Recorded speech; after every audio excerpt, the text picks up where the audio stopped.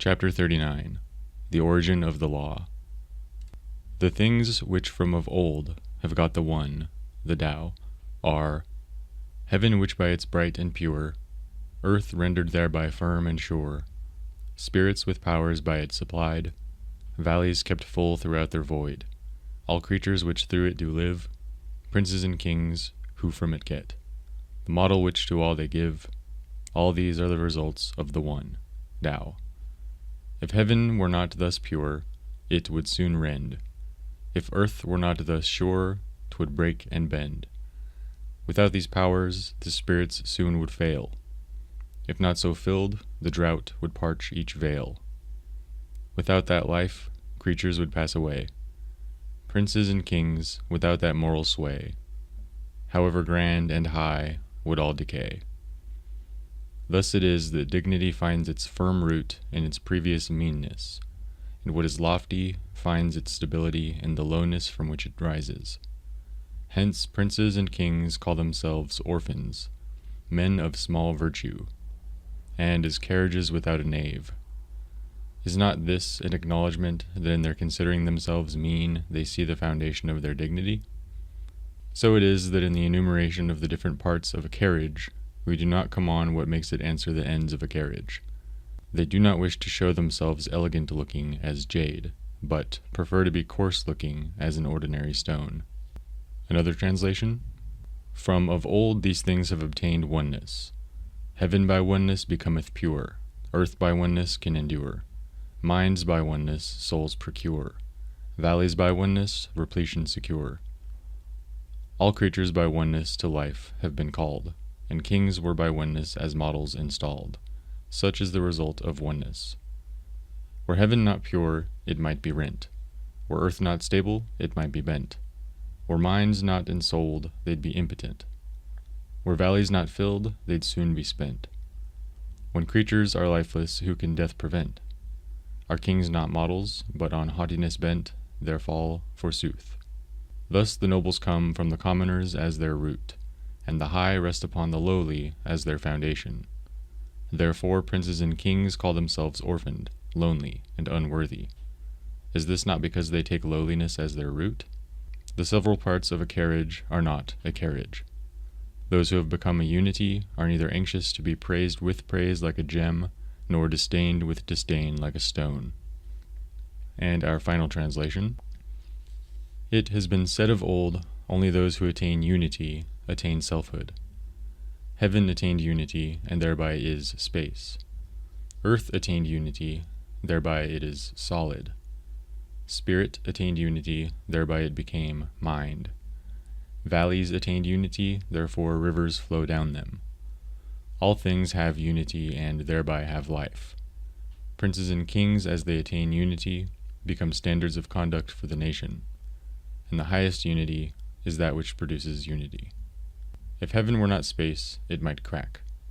If earth were not solid, it might bend. If spirits were not unified into mind, they might vanish. If valleys were not adapted to rivers, they would be parched. Everything, if it were not for life, would burn up. Even princes and kings, if they overestimate themselves and cease to be standards, will presumably fall.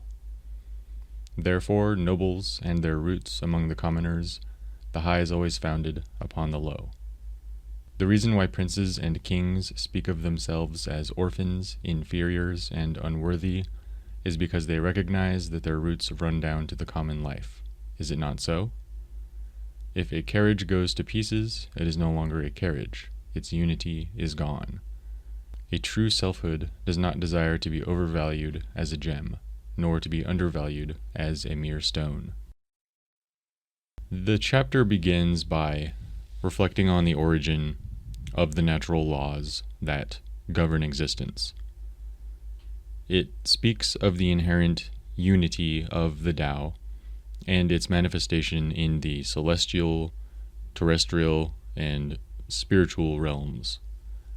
From the heavens above to the earth below, from the spiritual realm to the fertile valleys, the Tao infuses all things with its essence, bringing brightness, stability, and vitality to the world. The text further elaborates on the consequences of straying from the harmony of the Tao. Without the purity of heaven, the celestial realm would be torn asunder. Without the stability of the earth, it would crumble and collapse. Likewise, without any essence, everything would falter.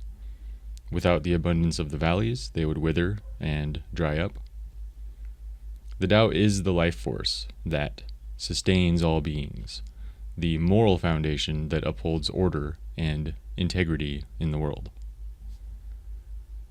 The passage reflects on the interdependence of opposites in the natural order. Dignity finds its roots in humility, and loftiness finds stability in lowliness. Princes and kings, recognizing the cyclical nature of existence, humbly acknowledge their own imperfections and their vulnerabilities. They understand that true greatness emerges from a place of humility and simplicity, rather than from the trappings of wealth or power. The chapter concludes with a reflection on the nature of true virtue. It suggests that genuine virtue does not seek outward adornment or ostentation. Instead, it values simplicity and authenticity, preferring the humble solidity of an ordinary stone to the superficial elegance of precious jade. To wrap up, Chapter 39 offers us some profound insights into the natural order of the universe and the principles that govern it. Through its poetic imagery and reflective wisdom, it invites us to contemplate the interconnectedness of all things and to cultivate humility, simplicity, and authenticity in our own lives.